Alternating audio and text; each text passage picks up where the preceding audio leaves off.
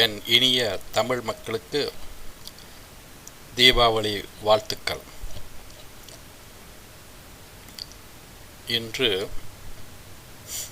திருமந்திரத்தில் சொல்லப்பட்ட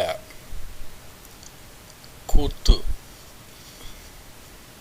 திருக்கூத்து தரிசனம் என்ற தலைப்பில் ஒரு பாடலை எடுத்து அதன் பிறகு அதை ஒட்டி உபதேசம் என்ற தலைப்பில் இன்னொரு பாடலை எடுத்து இரண்டுக்கும் விளக்கம் கொடுக்கலான் இருக்கேன். கூத்து என்றால் நடனம். நடனம் என்றால் அசைவு. அந்த அசைவே தான் தில்லையில் நடராஜ பெருமான் ஆடாமல் ஆடி காட்டுகிறார். அசைவு இல்லை என்றால் இந்த அண்டம் இல்லை. அண்டம் சதா காலம் விரிந்து கொண்டே போகிறது. அண்டத்தில் என்னென்ன இருக்கிறது? நட்சத்திரங்கள், கணக்கிலடங்கா நட்சத்திரங்கள், கோளங்கள், மண்டலங்கள். ஒரு மண்டலத்தில் பல கோளங்கள்.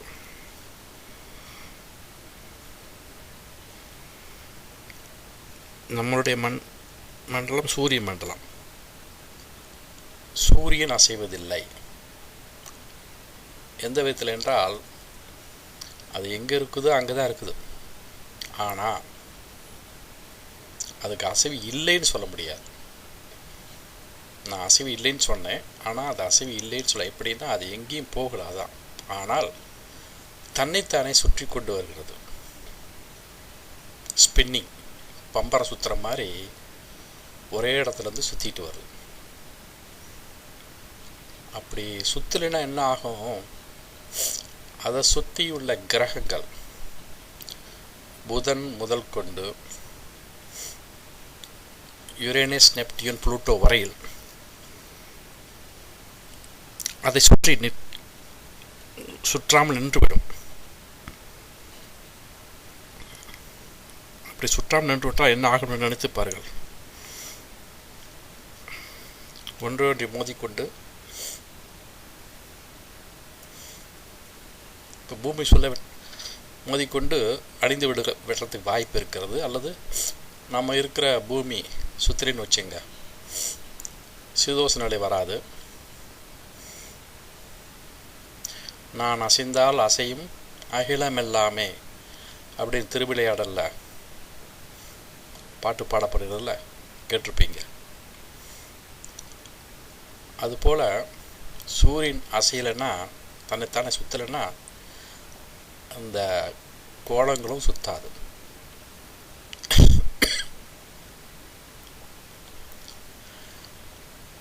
அப்படிப்பட்ட ஒரு இப்போ நம்ம உடம்பு ஒரு மாபெரும் விஷயத்தை வைத்துக்கொண்டு இந்த திருக்கூத்து தரிசனம்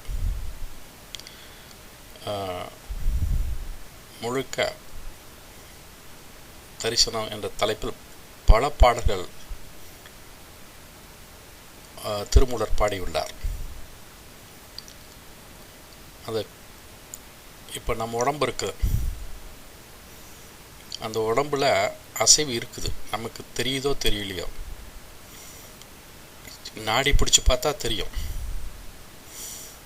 மூச்சு காற்று உள்ளே போயிட்டு வரதில்ல, அது அசைவு உண்டு பண்ணுது. இரத்த ஓட்டம் ஒழுங்காக சீராக போயிட்டுருக்குது. இந்த அசைவெல்லாம் நின்றுடுச்சுன்னா அதனால் இருதயம் துடிக்குது. இது நின்றுச்சுன்னா நமக்கு ஆட்டம் க்ளோஸ்னு அர்த்தம் இல்லைங்களா? ரத்த ஓட்டம் நின்றுச்சுன்னா என்ன ஆகும் நினச்சி பாருங்கள். மூச்சு உள்ள போல என்ன ஆகும்னு நினச்சி பாருங்கள். ஸோ அதனால் நம்ம உடம்புலையும் எப்போவுமே சதா அசைவு இருந்துக்கிட்டே இருக்குது.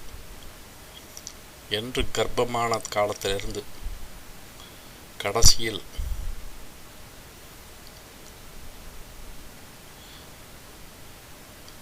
பரலோகம் போகும் வரை அசைவு இருந்து கொண்டே இருக்கும்.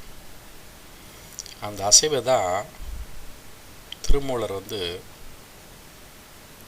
அதுக்கு பலவிதமான பேர் கொடுக்குறார். அப்படிப்பட்ட ஒரு பாடல் எடுத்துக்குவோம். அந்த பாட்டு எப்படி இருக்குதுன்னா,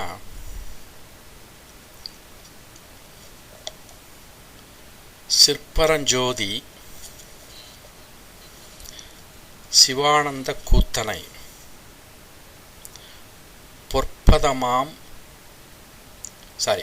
சொற்பதமாம் அந்த சுந்தர கூத்தனை பொற்பதி கூத்தனை பொற்றில்லை கூத்தனை அற்புத கூத்தனை யாரறிவாரே. சிற்பரம் ஜோதி சிவானந்த கூத்தனை, சிவானந்தத்தை விளைவிக்கும் கூத்தனை. அதனால் அந்த கூத்தனுக்கு பேர் சிவானந்த ஆனந்த கூத்தன், சிவானந்த கூத்தன். சொற்பதமாம் அந்த சுந்தர கூத்தனை. இங்கே சொற்பதங்கிறது பிரணவ தொனியில் ஓம் என்ற பிரணவ நாதத்தில் ஆடும் கூத்தன். அந்த நாதத்துக்கு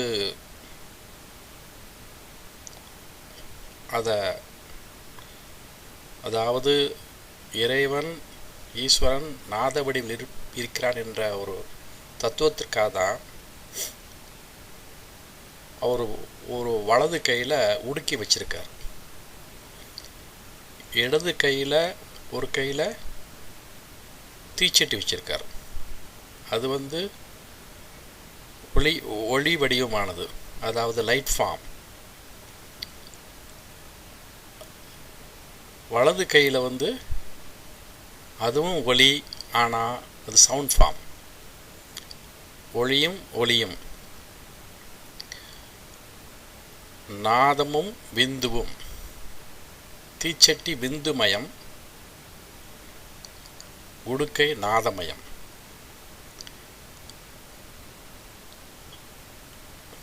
பஞ்சபூதத்தையும் தன்னுக்குள்ள அடக்கி கொள்ற மாதிரி இருக்கும்.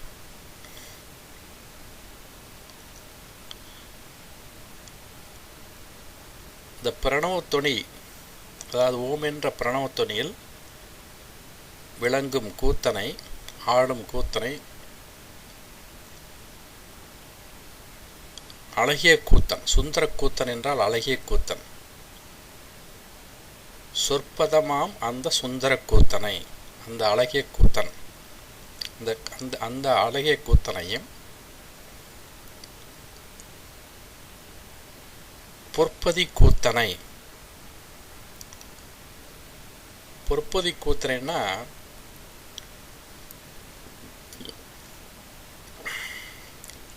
நம்ம உச்சந்தலையில் சகசர தலத்தில் ஆடும் கூத்தனுக்கு பொற்பதி கூத்தன்.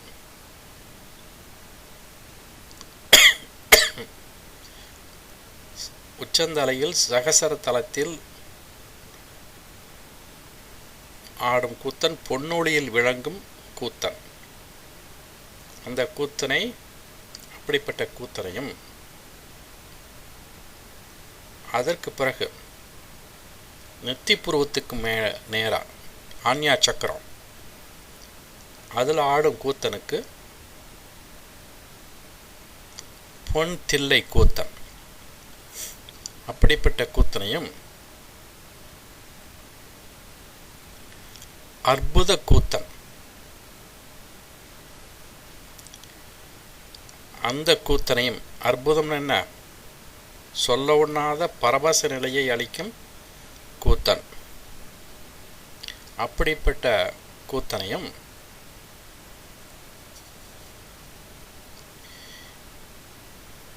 யாரால் அறிய முடியும் என்று பாடுகிறார். அதாவது யாரால் அறிய முடியும்னா சாதாரண மக்களால் அறிய முடியாது.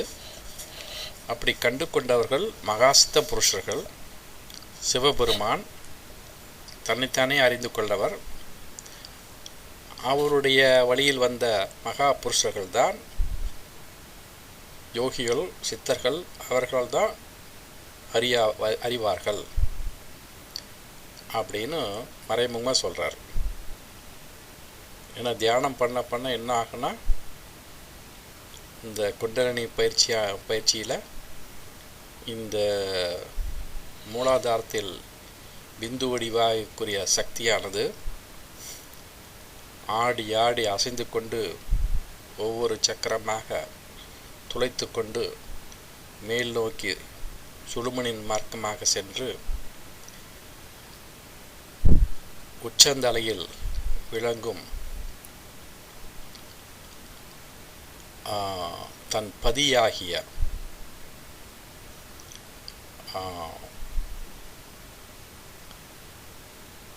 சிவனுடன், அதாவது பதி என்று நாத வடிவில் அங்கே இருக்கிறார், அவரோட சேர்ந்து ஆடுகின்ற அந்த கூத்தை, அப்போ ஏற்படக்கூடிய அனுபவத்தை யாரால் அறிய முடியும் என்று மறைமுகமாக சொல்லப்படுகிறது. இந்த சௌந்தர லஹரிங்கிற புத்தகம் கேள்விப்பட்டிருப்பீங்க. அது 100 பாடல்களை கொண்டது.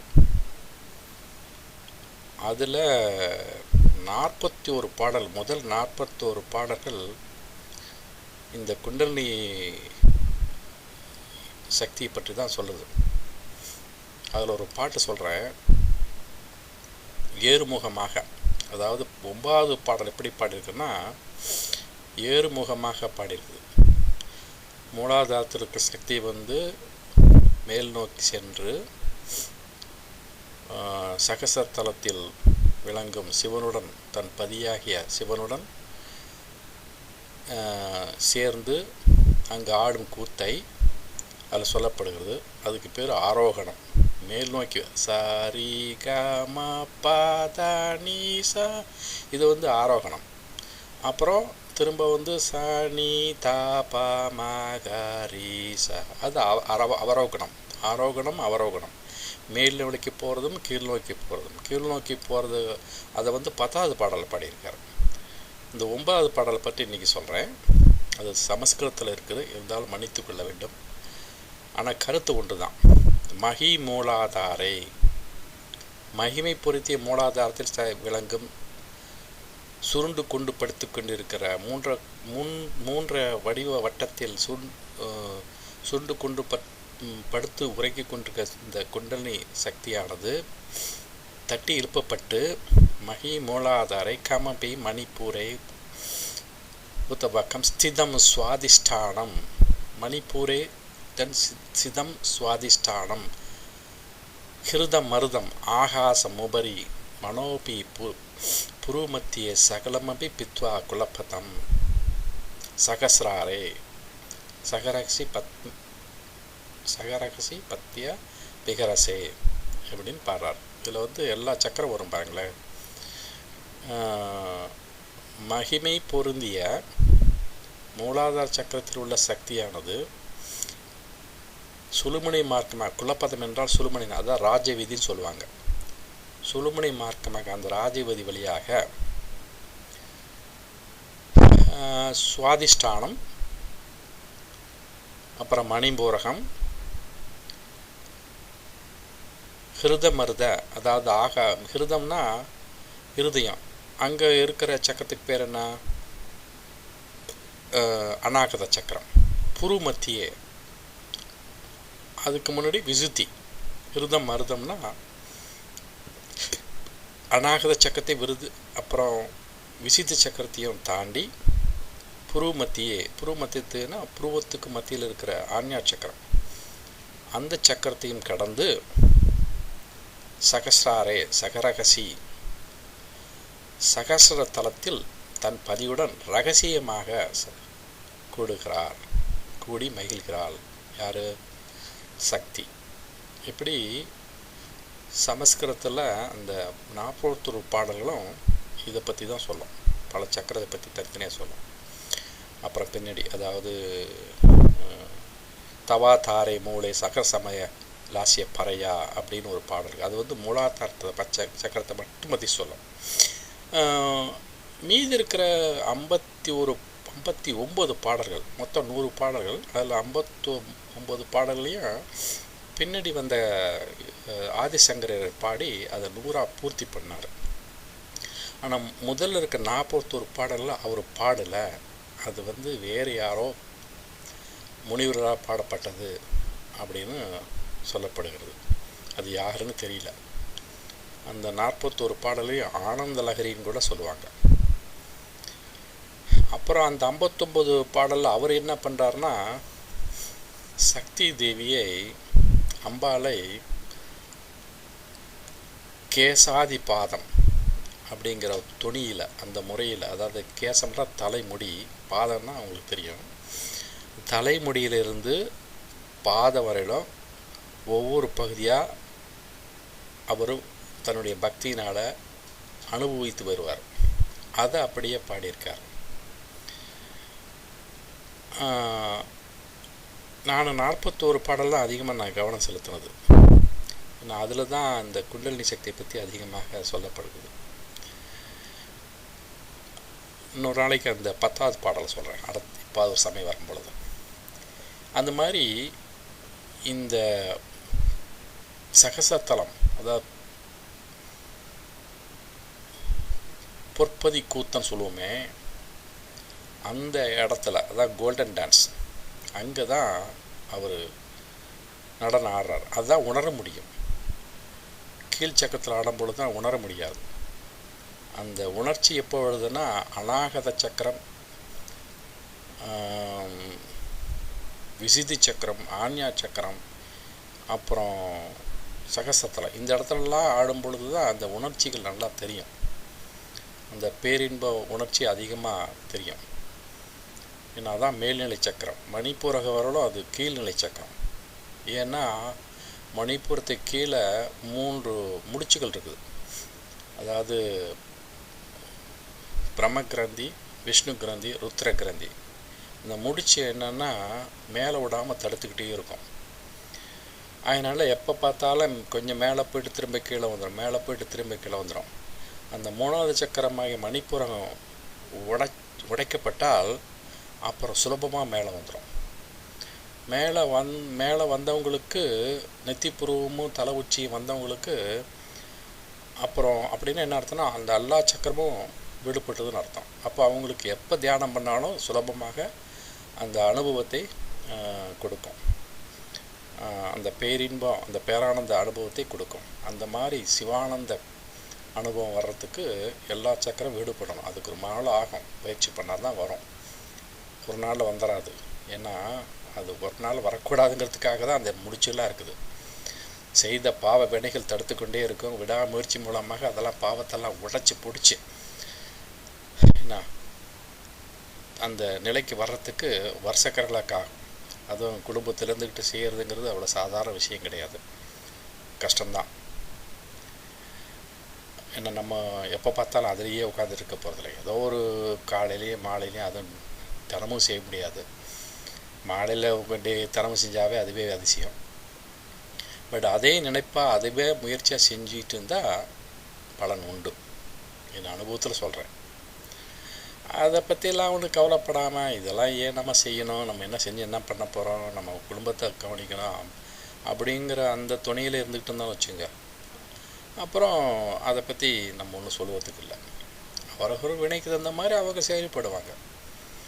ஆனால் ஒரு காலகட்டத்தில் அவர்கள் இந்த நிலைக்கு வந்து தான் ஆகணும் அப்படின்னு சிவன் சொல்கிறார்.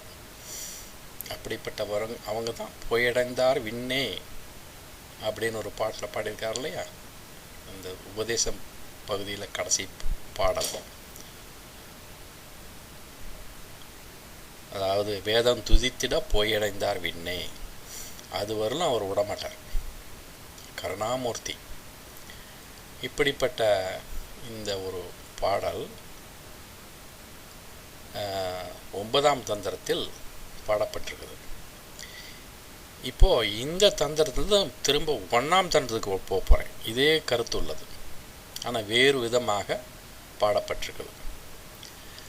அங்கே அந்த பாடலை பார்ப்போம். அந்த பாடல் எனக்கு ரொம்ப பிடித்தமான பாடல். இந்த ஆடும் திருக்கூத்தன், இப்போது ஒரு உதாரணத்துக்கு சொல்கிறேன். இந்த ஒரு கற்பனையாக ஒரு இதில் சொல்கிறேன். கற்பனைன்னு சொல்ல முடியாது, இப்போலாம் நீங்களாம் அதெல்லாம் பார்த்துட்டு தான் இருப்பீங்க. 2 உதாரணம் சொல்கிறேன். இந்த இப்போ ஜோசிக்காரங்கிட்ட போகிறீங்க, ஜாதகத்தில் புதன் வந்து வீக்காக இருக்குது. ஓகே, புதன் கிரகம் வந்து சரியில்லை, இதை மறைந்தோ அல்லது நீச்சமாகவோ இருக்குதுன்னு வச்சுங்களேன். அப்புறம் சூரியனும் சரியில்லை. அவங்க என்ன சொல்லுவாங்க, சூரியனுக்குள்ள மோதிரத்தையும் புதனுக்குள்ள பச்சை மோதிரத்தையும் பச்சைக்கல் மோதிரத்தையும் போட சொல்லுவாங்க. சூரியனுக்குள்ள மோதிரம் வந்து ரூபி, அதாவது மாணிக்கக்கல், ஆனால் சிவப்பு நிறத்தில் இருக்கும். இந்த சிவப்பு நிறத்தில் இருக்கிற மோதிரத்தையும் பச்சை நிறத்தில் இருக்க மோதிரத்தையும் ரெண்டு தனித்தனியாகவும் போட்டுக்கலாம் இல்லைங்களா? அப்படி இல்லாமல் ஒரு சிவப்பு கல் மோதிரத்தை எடுத்து, மாணிக்கக்கல் மோதிரத்தை எடுத்து, அதில் நடுவில் வந்து பச்சைக்கல் மோதிரம் அதை பதிச்சு அதை ஒரே மோதிரமாக நீங்கள் கையில் போட்டுக்கிட்டீங்கன்னா அதை பார்க்கறதுக்கு எவ்வளோ அழகாக இருக்கும். கற்பனை பண்ணி பாருங்கள். அப்படிப்பட்ட மோதிரத்தை உதாரணமாக வைத்து சிவனையும் சக்தியும் சொல்கிறார். நான் நேற்று சொன்னேன் இல்லையா, கங்காளன் பூசும் கவசை திருநீற்றை மங்காமல் பூசி மகிழ்வே ராமாய்கள். இந்த சிவபெருமான் என்ன செய்கிறாரு, ஒன்று விபூதி பூரா உடம்பு பூரா பூசியிருப்பார், இல்லைன்னா மனிதனுடைய சாம்பல் எடுத்து பூசிக்குவார். விபூதி கொஞ்சம் வெண்மையாக இருக்கும், ஏன்னா அந்த மூளையெல்லாம் கலந்து கொஞ்சம் எல்லாம் வெண்மையாக பண்ணிவிடுவாங்க. சாம்பல் வந்து கொஞ்சம் நிறம் மாறி இருக்கும். இந்த ரெண்டையும் பூசிக்கிட்டு ஏதாவது ஒன்று பூசிக்கிட்டு அவர் எப்போ பார்த்தாலும் வெண்மையாகவோ அல்லது கொஞ்சம் நீல நிலையே காட்சி கொடுப்பார். ஆனால் அவருடைய இயற்கையான நிறம் அது அல்ல. அவர் வந்து சிவந்த மேனி உடையவர். சிவந்த மேனி உடையவர்னால அந்த மாணிக்கக்கல், அதுவும் சிவந்த கல், சிவப்பு நிறம் பொருந்திய கல், அந்த கல்லை தான் அந்த சிவந்த மேனிக்கு உதாரணமாக இங்கே சொல்லப்படுகிறது. அம்பாளுக்குடைய கலர் என்னென்னா, நிறம் என்னென்னா நீல நிறம், அதாவது பச்சை கலந்த நீல நிறம், பச்சை. ஒரு பாடல் சொன்னேன் இல்லையா, அதாவது ஓங்காரி என்பாள் அவள் ஒரு பெண் பிள்ளை நீங்காத பச்சை நிறத்தை உடையவள். அவளுடைய கலர் வந்து மேகவண்ணம், அதாவது திருமாலுடைய நிறமும் சக்தியினுடைய நிறமும் ரெண்டும் ஒன்று தான். அந்த சக்திக்கு பச்சை நிறம் இருக்கிறதுனால நான் சொன்னது என்னென்னா, ஒரு சிவப்பு கல் மோதிரத்தில் பச்சைக்கல் பதிச்சு ஒரே மோதிரமாக செஞ்சேன்னா எப்படி இருக்கும், அதே மாதிரி சிவனுடன் சக்தி அடக்கமாக இருக்கும் பொழுது அவர்கள் அந்த காட்சி எப்படி இருக்கும். அதை தான் அந்த இப்போ சொல்லக்கூடிய பாட்டில் பாடுறாரு. எப்படின்னா, மாணிக்கத்துள்ளே மரகத ஜோதியாய், மாணிக்கத்துள்ளே மரகதம், மரகதம்னா இந்த பச்சைக்கல், பச்சை நிறமாக உள்ள சக்தி சிவப்பு நிறம் பொருந்திய சிவனுடன் அடங்கி என்ன ரெண்டு பேரும் இருக்கனால ஜோதி வடிவமாக, எப்படி இந்த கல்லுலேருந்து ஜோதி எப்படி வருதோ, பளிச்சுன்னு நல்லா தெரியுதோ, சூரிய வெளிச்சம் பட்டுதுன்னா எப்படி இருக்கும், அது ஜொலிக்கும். அதே மாதிரி இன்னொரு உதாரணம் சொல்கிறேன். நீங்கள் நாடகத்துக்கு போகிறீங்க, அதாவது நடனத்துக்கு அதாவது அரங்கேற்ற போகிறீங்க, நாட்டிய கச்சேரிக்கு. அங்கே ஒரு உதாரணத்துக்கு சொல்கிறேன். அங்கே வந்து ரெண்டு பேர் சிவனும் பார்வதியுமாக அங்கே வந்து வேஷம் போட்டுக்கிட்டு அவங்க அந்த உருவத்தில் அவங்க நடனம் ஆடுறாங்கன்னு வச்சுங்களேன். நீங்கள் பார்க்கலாம், நிறையா நடன கச்சேரியில் பார்க்கலாம். அதான் ரெண்டு பேர் ஆடக்கூடிய நடன கச்சேரியில் சில சமயத்தில் 2 பேர்த்துக்கு சேர்த்து இது பண்ணுவாங்க, அதாவது அரங்கேற்றம் பண்ணுவாங்க. நான்லாம் பல அரங்கேற்றத்துக்கு போயிருக்கேன், அந்த மாதிரியெல்லாம் நான் பார்த்துருக்கேன். அப்போது அவருக்கு சிவனாக ஆடுறவங்களுக்கு, அது பெண்ணாக இருந்தாலும் சரி ஆணாக இருந்தாலும் சரி, சிவன் மாதிரி உடையில் அணைந்து சிவப்பு நிறம் கலரில் உடை அணைந்தான்னு வச்சுக்கோங்களேன். அந்த சிவப்பு நிற கலரில் உடையை அணிந்திருக்கும் பொழுது பார்வதியாக வரக்கூடிய, அம்பால வரக்கூடிய பெண்ணுக்கு, அந்த பெண்ணும் டான்ஸ் ஆடுறா இல்லையா, நடனம் ஆடுறாள், அவளுக்கு வந்து பச்சை நிறத்தில் சேலை கட்டி அவளும் ஆடுறான். ஸோ அந்த 2 பேர் ஆடும் பொழுது என்ன ஆகுன்னா, சிகப்பும் பச்சையுமாக காட்சியளிப்பார்கள், சிவனும் பார்வதியுமாக காட்சியளிப்பார்கள் இல்லையா. அதான் மாணிக்கத்துள்ளே மரகத ஜோதியாய். அப்புறம் அவங்க ஆடும் பொழுது பின்னாடி இருக்க லைட் ஃபோக்கஸ் பண்ணிகிட்ருப்பான். அவன் என்ன பண்ணுவான்னா, கலரை மாற்றி மாற்றி, அதாவது பல வண்ணங்களை மாற்றி மாற்றி அவங்க காட்சி ஒளி காமிச்சிட்ருப்பான் இல்லையா. நம்ம இப்படி வச்சுக்கோமே, சிகப்பையும் பச்சையும் மாறி மாறி காமிக்கிறான்னு வச்சுங்க. அப்போ என்ன ஆகும், அந்த அந்த மேடை பூராமே சிகப்பும் பச்சையுமாக இருக்கும்.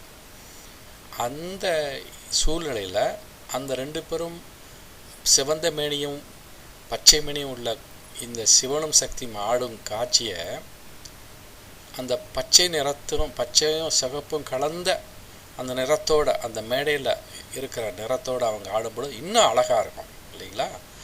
அதான் அடுத்த வரி, அதாவது மாணிக்கத்துள்ளே மரகத ஜோதியாய், மாணிக்கத்துள்ளே மரகத மாடமாய். மாடமாய்னா இங்கே மேடை,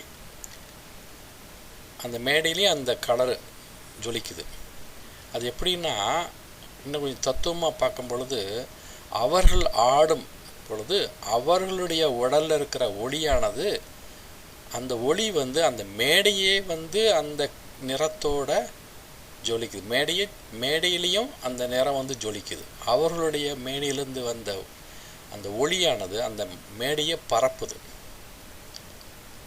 அப்படிப்பட்ட கருத்தில் தான் இது சொல்லப்படுது. அவர்களால், அந்த ஜோதியினால் இந்த மேடையும் அந்த கலரால், அந்த நிறத்தினால் 2 நிறமும் கலந்து காட்சி கொடுக்குது அப்படிங்கிறது தான். ஓகே. ஆணிப்பொன் மன்றில் ஆடும் திருக்கூத்தை. எங்கே ஆணிப்பொன் மன்றில் ஆடும் திருக்கூத்தை. இப்போ இதுக்கு முன்னாடி பாடல் என்ன சொன்னோன்னா, பொற்தில்லை, அதாவது சகசரத்தலத்தில் ஆடும் கூத்து, அதுக்கு பொற்கூத்து, அப்புறம் பொன்தில்லை கூத்து, அச்சக்கரத்தில் ஆடும் கூத்து பொன்தில்லை கூத்து இல்லைங்களா. இங்கே ஆணிப்பொன் மன்றில் ஆடும் திருக்கூத்தை, இந்த இடத்துல வந்து சகசரத்தலத்தில் ஆணிப்பொன் மன்றம், அதாவது இருக்கிற இடத்துலையே, நம்ம இருக்கிற சக்கரத்துலேயே ரொம்ப உயர்வான இடங்கிறது சக்கரம் வந்து ஆஞ்ஞா சக்கரம். அதற்கு மேலே இருக்கிற சகசரத்தலம். சகசரத்தலத்தை வந்து 7வது சக்கரம்னு நம்ம நினச்சா கூட சக்கரம்னு சொல்கிறதில்ல. ஏன்னா 1000 இதழ்கள், எப்படின்னா ஒரு ஒரு தாமரைப்பூ இருக்குன்னு வச்சுங்களேன், அதில் வந்து இதழ் இருக்குது இல்லையா. அதில் நான் இதுவரையிலும் தாமரைப்பூ நான் எண்ணி அதை எடுத்து எத்தனை இதழ்கள் எண்ணி பார்த்தது கிடையாது. ஆனால் 1000 இதழ்களாக இருக்கிறதாக நம்ம நினச்சிக்குவோம். அந்த இதழ்களை கொஞ்சம் கொஞ்சமாக அப்படி கொஞ்சம் பிரித்து அதை கமுத்து வச்சா எப்படி இருக்கும், அந்த மாதிரி தான். அதான் 1000 இதழ்கள் கொண்ட சகசரத்தலம். என்ன அந்த மாதிரி இடத்துல என்ன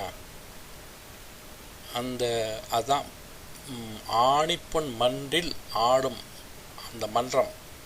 ஆணிப்பொன்னு அதுக்கு நிகரானது எதுவுமே இல்லை, அந்த அளவுக்கு முதன்மையான மன்றம். ஆணிப்பொன் மன்றில் அங்கே ஆடும் திருக்கூத்தை 2 பேரும் ஆடுறாங்க. என்ன சிவனும் சக்தியும் விந்து நாத வடிவமாக ஆடுகிறார்கள், சதாம் ஆடிக்கொண்டிருக்கிறார்கள். அப்படி ஆடும் திருக்கூத்தை என்ன பேணி தொழுவதென்ன பேறு பெற்றாரே. பேணி தொழுது என்ன பேறு பெற்றாரோ, தினமும் அதை கண்டு ரசித்து வந்தவர்கள் என்ன பேர் பெற்றாரோ அப்படிங்கிற கருத்து தான் இந்த பாடலில் சொல்லப்படுகிறது. நல்ல அருமையான பாடல். இந்த 2 பாடலையும் கிட்டத்தட்ட ஒரே மாதிரியான அர்த்தம்தான். அதில் ஒன்று என்ன சொல்லுது, ஆரறிவாரேன்னு வருது, இதில் என்ன பேர் பெற்றார்களோ அப்படின்னு வருது. இந்த 2 பாடல்லையும் இணைத்து பாடி உங்களுக்கு அசைவு என்பதை பற்றி இந்த பாடலில் உங்களுக்கு சொல்லியிருக்கிறேன். இந்த முடிவாக என்னுடைய குரு வேதாத்திரி மகரிஷி அவர்களுக்கு நன்றியை தெரிவித்துக் கொண்டும் உங்களுக்கும் நன்றியை தெரிவித்துக் கொண்டும் இந்த தொடரை இத்துடன் முடித்துக் கொள்கிறேன். வாழ்க வளமுடன். நன்றி.